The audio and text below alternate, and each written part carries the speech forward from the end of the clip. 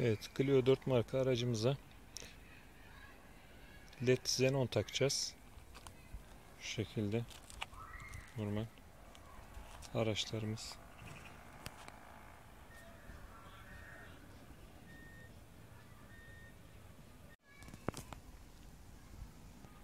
Açılmış şekli.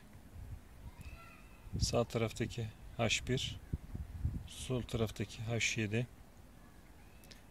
Sağ taraftaki uzunlar için, sol taraftaki de normal far için. Evet.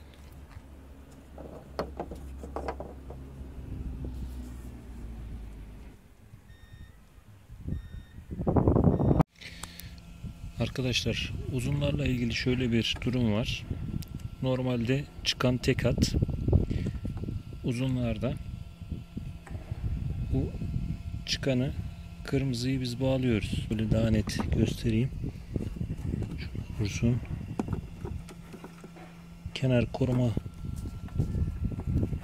demirine dokundurduğumuz zaman görüyorsunuz yanıyor.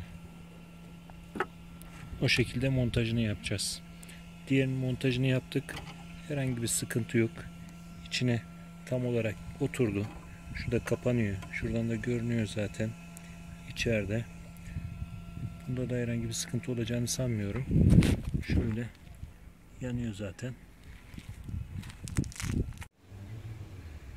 Uzunu da taktık.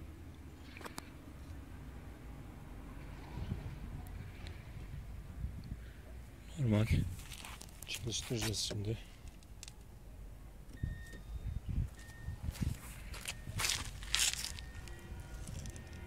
Uzunlar,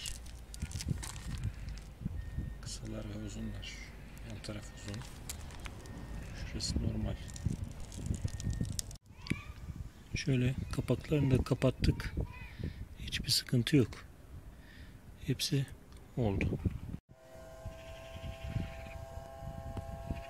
Evet. Diğerinin montajını tamamladık. Fan sesi geliyor. Çalışıyor bir taraftan. Şu şekilde.